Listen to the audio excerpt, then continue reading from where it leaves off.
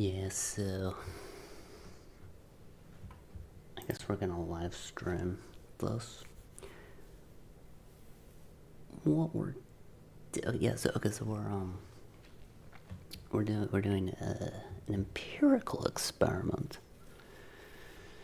which is you take linear threshold functions. So like we're in dimension 5, and we're doing Boolean stuff. Basically because you can, like the number of inputs is discrete, so you can visualize it. So we're doing that thing where we're also trying to like understand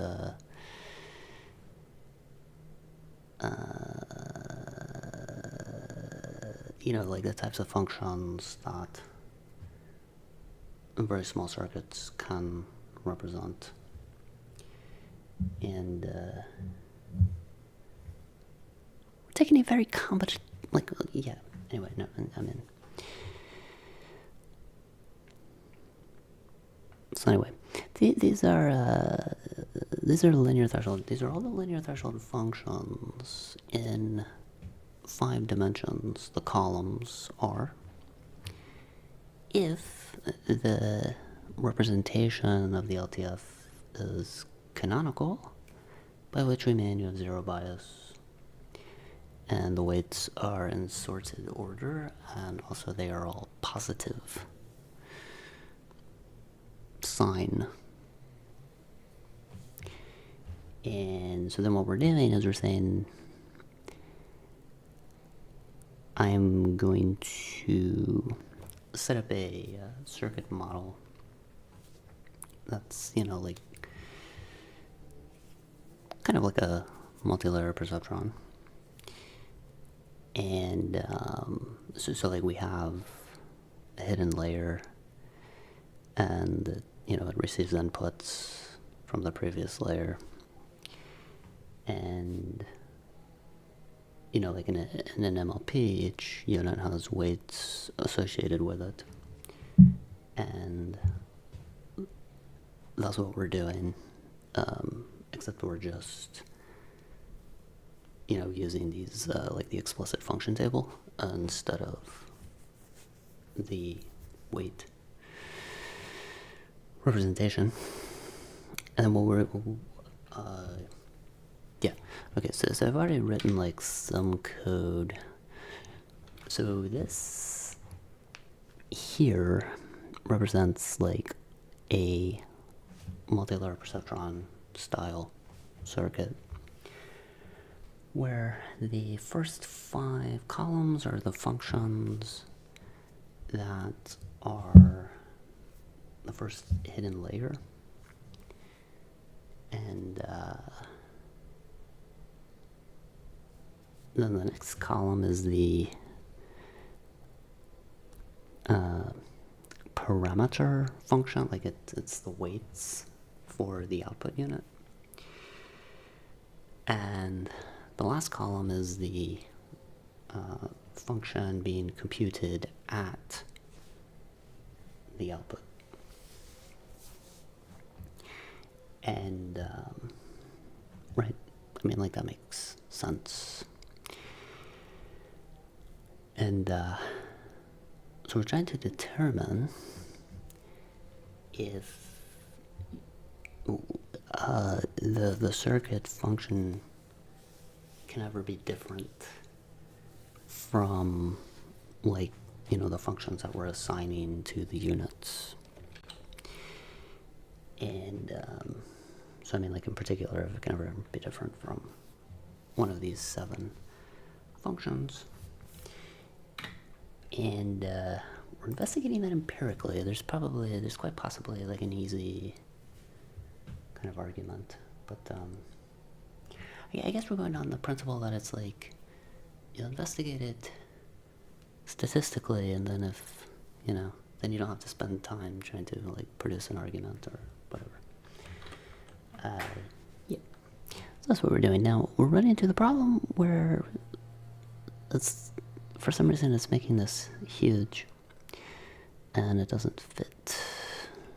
But, that's fine. So, again, here we can visually tell that this output is the same as this first hidden layer parameter function. Like, the first hidden layer has the property that the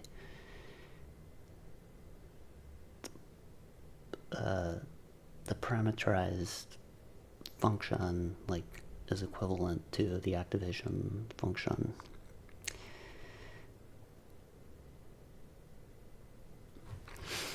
It makes sense. But anyway, so, yeah. So I was going to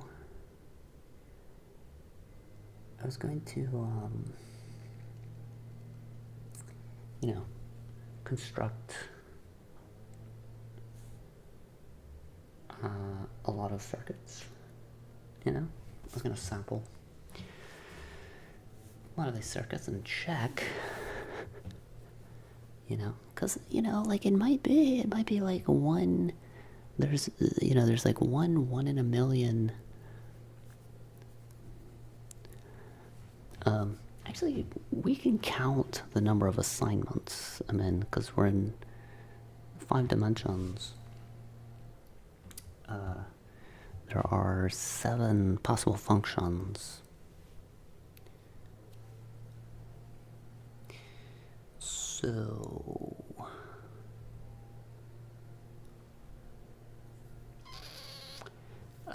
and so you have 5 units in the first hidden layer. You have 7 choices. There's 6 units altogether, and each of them has 7 possible parameter states.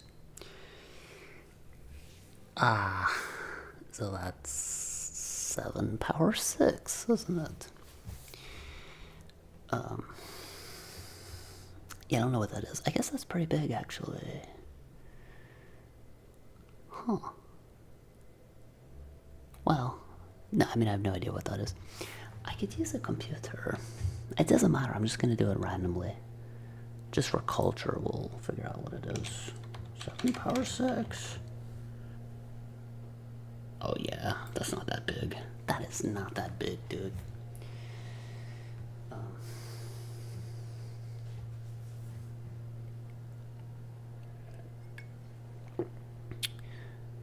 But anyway, it's a bit pain in the ass to enumerate them, so I'm not going to. So yeah.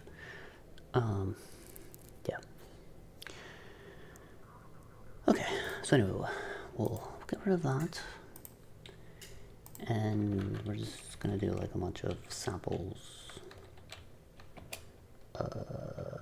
Itcher. Like 10 to begin with, and then like this. So this piece of code is the parameter assignments to the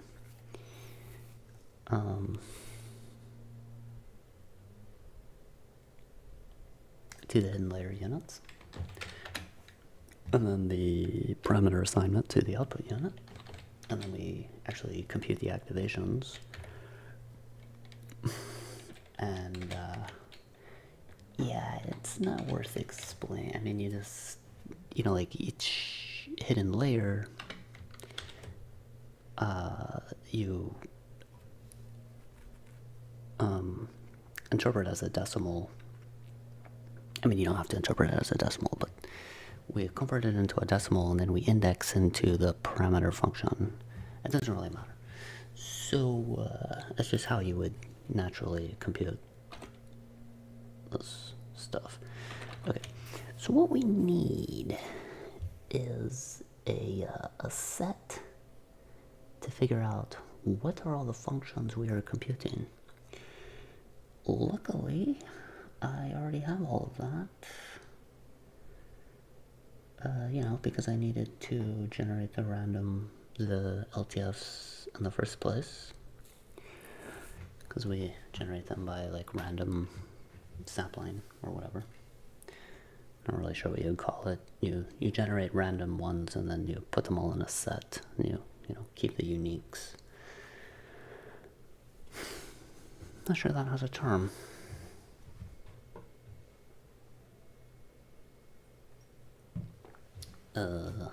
Right. So anyway, I need to put the output activations into a set. So right.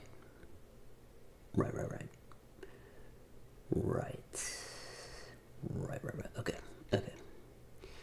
So we shall create a set. We shall call it uniques.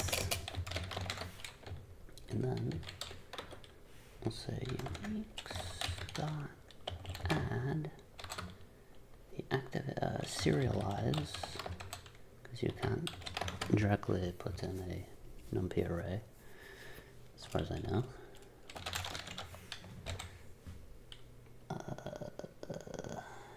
Yeah.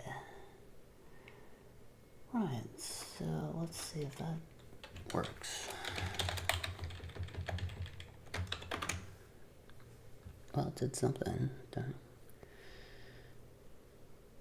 Okay, I think, yeah,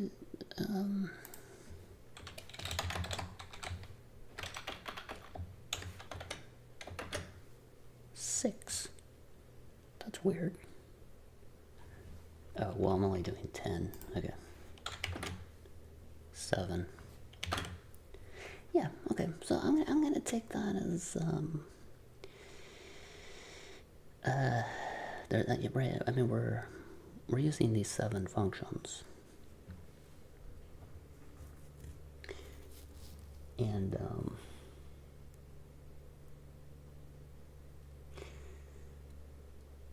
and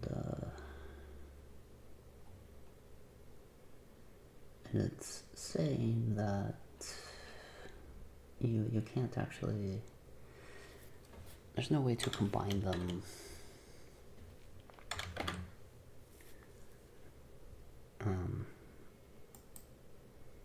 such that you get a different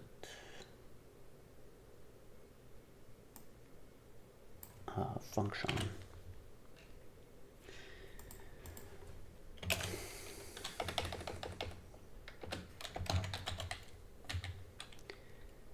For x and sorted x.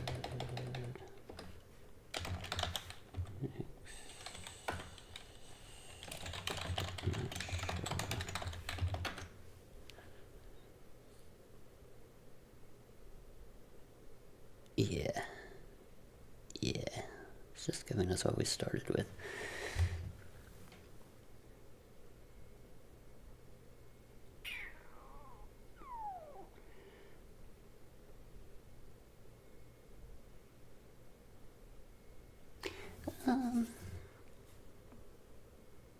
So is there an easy way to figure out why that would always be the case?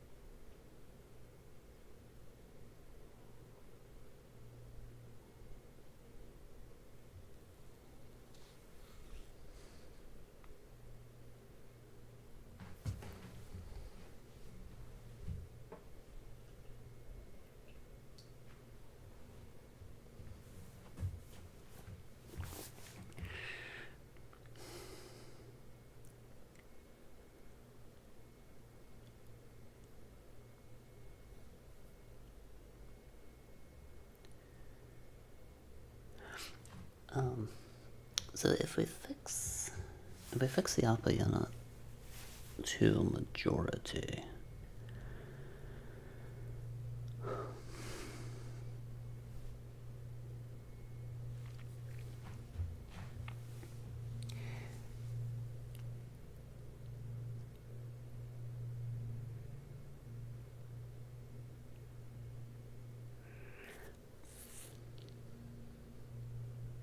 I mean, it's like,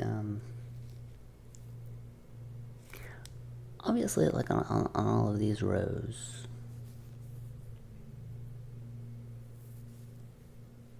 no matter how you select the columns, all of these rows are always going to be assigned all zeros.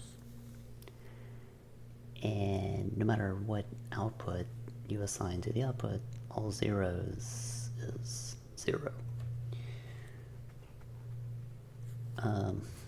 So like all of these rows are fixed. Yeah, I mean any row that's constant is fixed.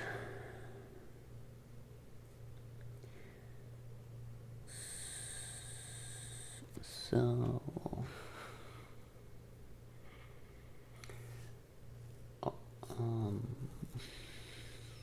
so if you focus on like the non-constant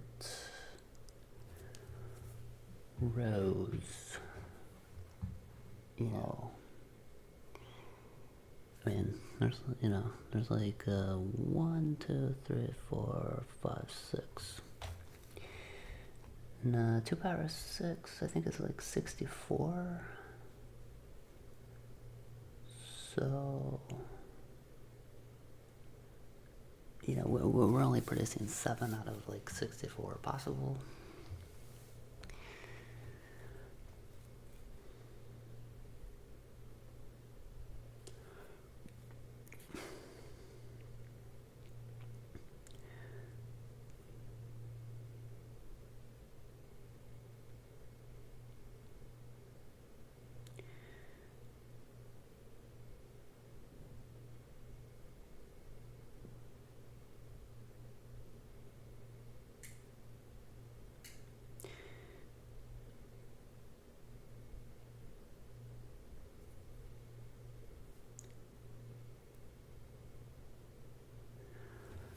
I mean, I think like you could take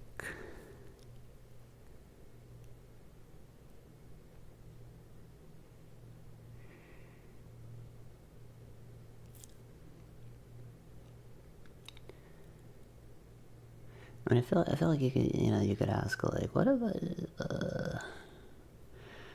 I take one of these functions I know I can compute, and then like just flip a bit,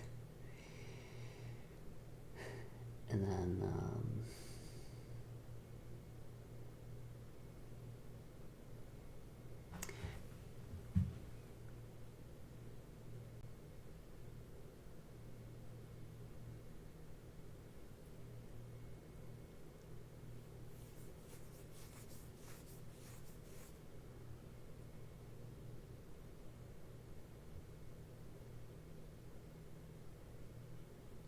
like, what if I wanted to compute this function, the input identity function, except I also want this input to be yellow.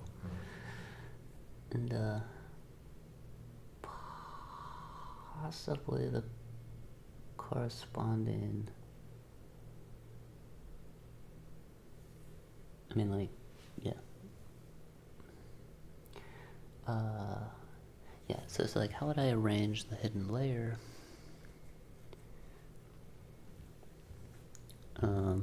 Also, assuming majority output.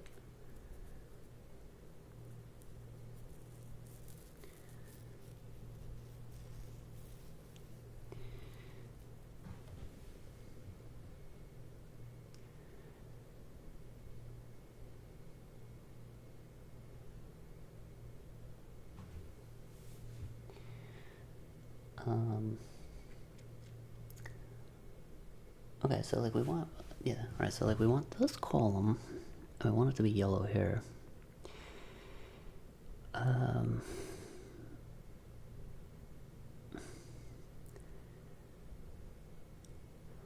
So I mean, it's like, first of all, there has to be an assignment to the output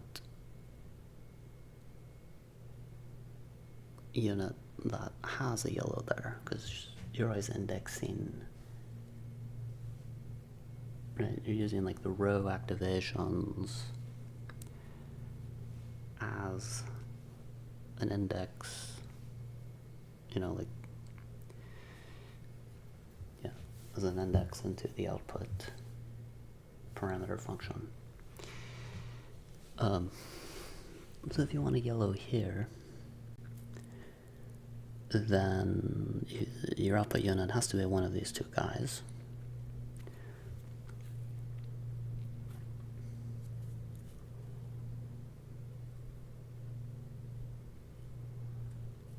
And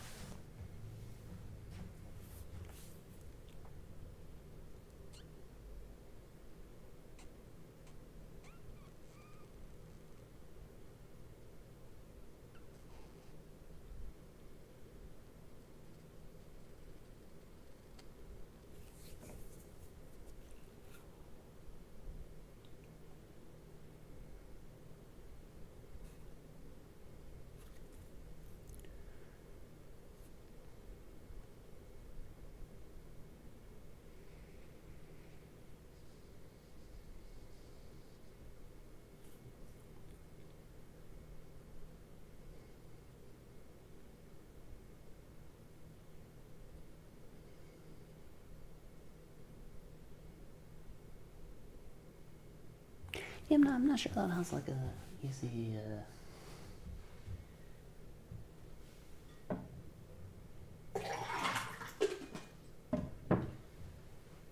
it's kind of like a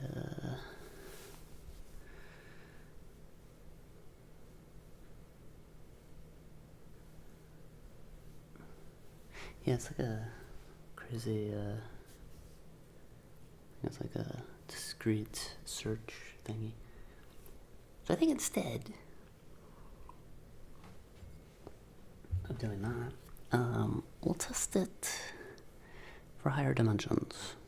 We can't go too much higher because of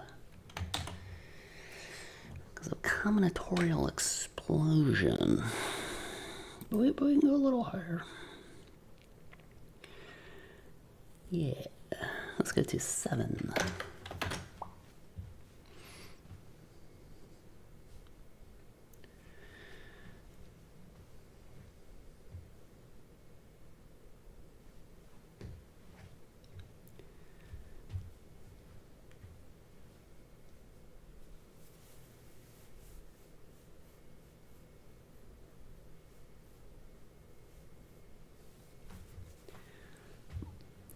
Okay, so we have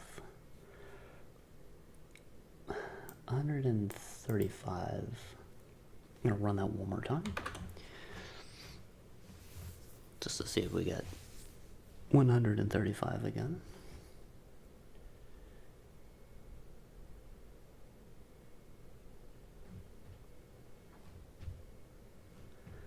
We did.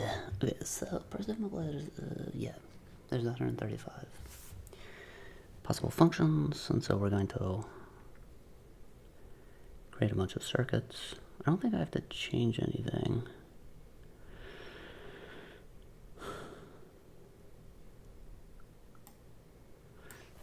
And so we're just going to create a bunch of circuits and see if we create a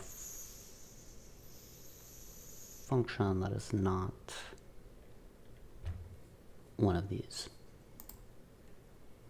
Right? It's kind of like group theory, except it's completely different.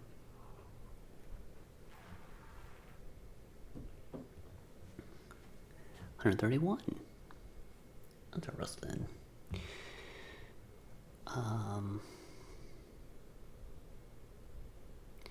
Okay.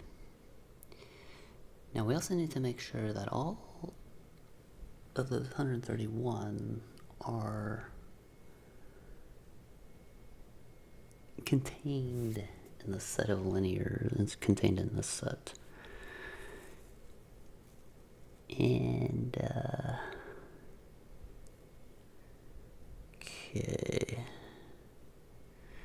So so I need to keep this set.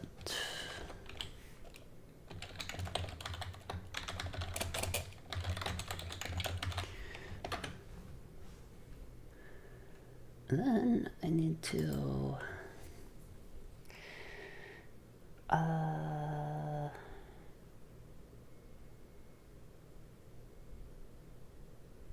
do you make sure one set is contained in another set?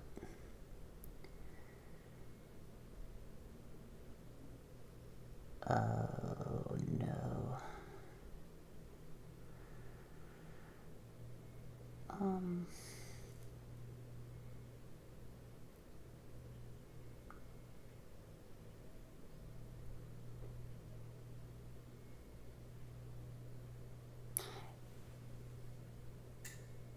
If you subtract,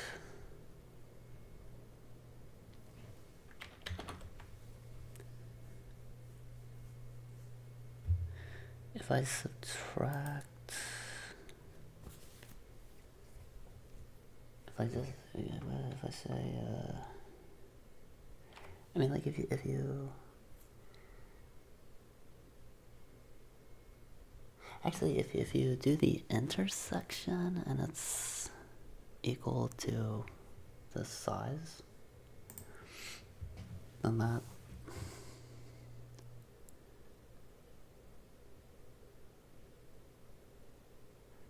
that would imply that uniques is contained entirely in linears?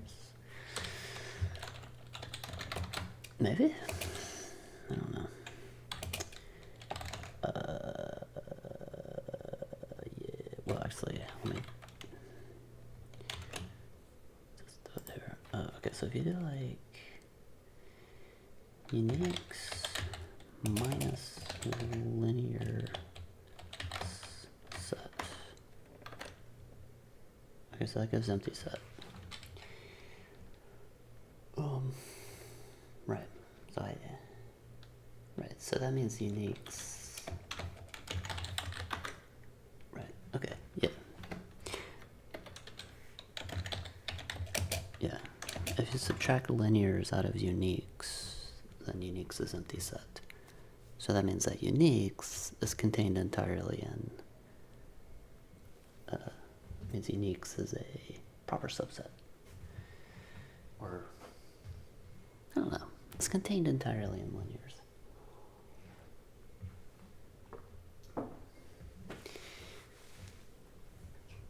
So this seems to kind of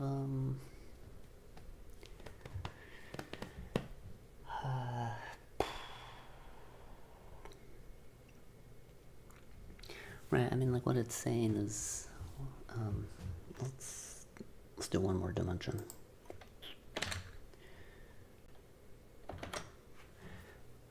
What it's saying is that if you're making a single hidden layer multilayer perceptron, and you're constraining all of the biases to be 0, and all of the weight arrays to be positive and sorted, then yeah, I think that's like too many. Let me do it one more time to make sure we get 2415 again. But anyway, yeah, like all the weight arrays, positive signs, sorted order, then you end up with a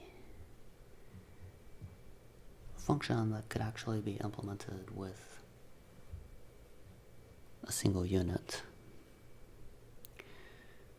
Okay, well, we didn't get 2415, but whatever. Okay.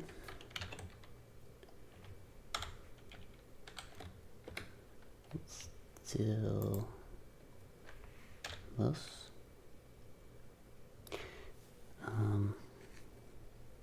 I mean, it's also like this is a very... Because, what dimension? Okay, so we're in dimension 8. So that means we have 9 units in our MLP. And each one has 2417 possible assignments. So the number of possible MLPs is 2417 power 9. Is that... If I try to compute that, will it break everything? Yeah, that's like a big number. That's like a really big number. Right, so this is like the number possible. This is what we're sampling. You know, so like it's almost not even, it's like, well, what's, it's not even worth doing. We'll just do it though, you know, it's cool. I don't know how long this is gonna take, actually. This might take too long.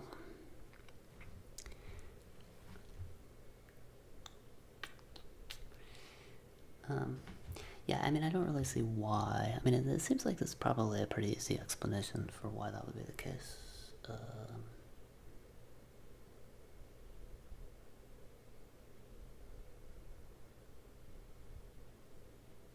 Ooh. Okay, 2094. And then let's check to see that these are all contained. Ooh. Ooh. That's not good. That's not what we thought. That's not what we thought. 36. No way. No way. Alright. Alright. We gotta look at those functions. How do I do that? I have to deserialize. I already did that actually. Okay, we'll call these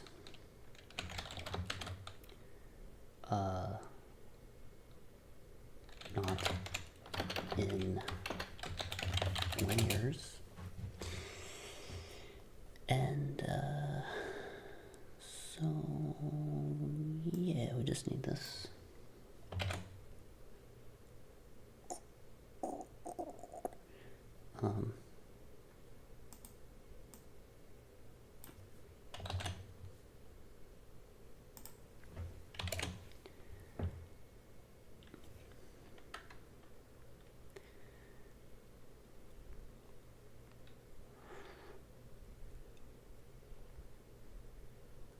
Returned.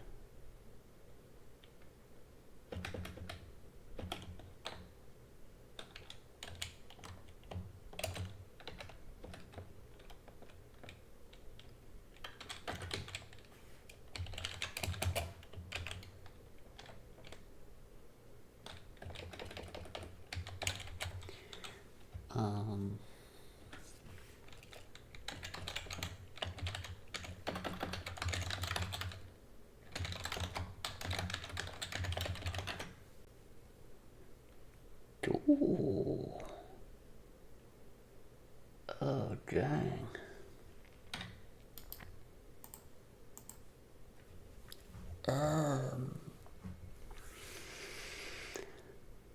See, yeah, I don't know if this is sampling error.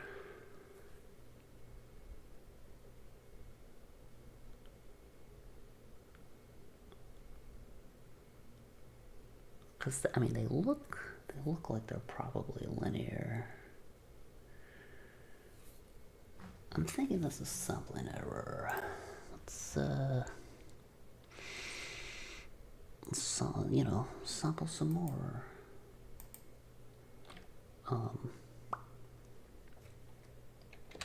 Yeah, let's just make sure we get all of the linear functions this time.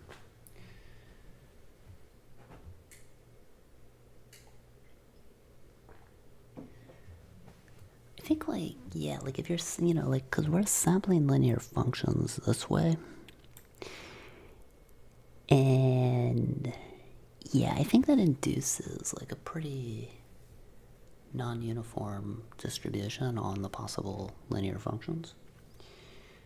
Yeah, so it's quite possible that there's some linear functions that are very unlikely to be produced that, for whatever reason, were produced using the circuit's code.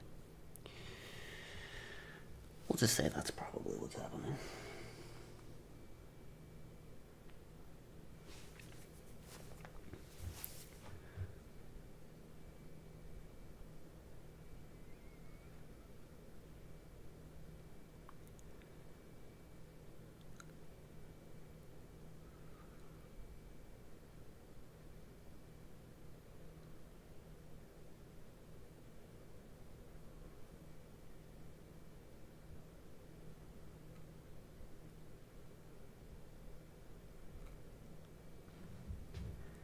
This is taking very long. I only 5x'd it.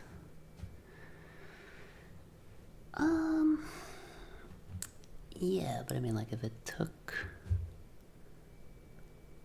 a minute last time, it will now take 5 minutes.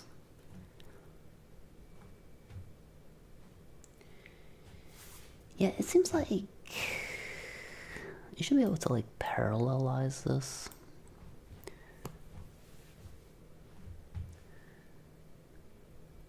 I think they only give you, I think, like, 2 GPUs, or 2 CPUs, so.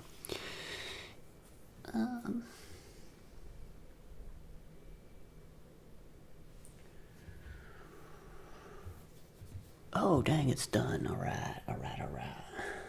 2466. What was I getting? Like, I don't remember what the number was. Okay. Oh, it was 2417. There you go. Like, that probably, yeah. So this is sampling error. Sweet.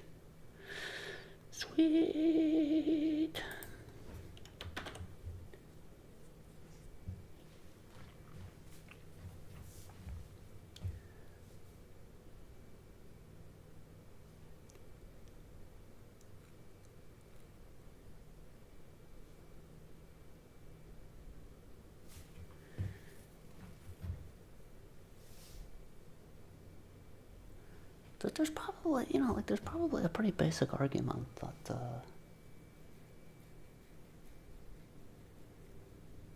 you're confined. Oh, 2090. Alright, I'll do the,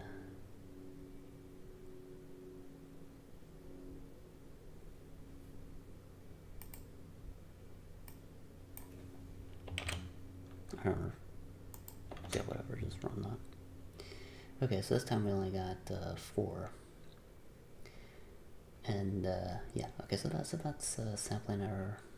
Like, we're just not sampling these functions when we're generating all linear, all LTFs.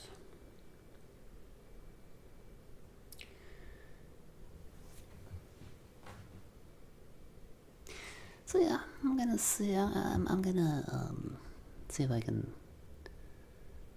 I mean, there must be like a pretty easy argument that you can't, produce a new function.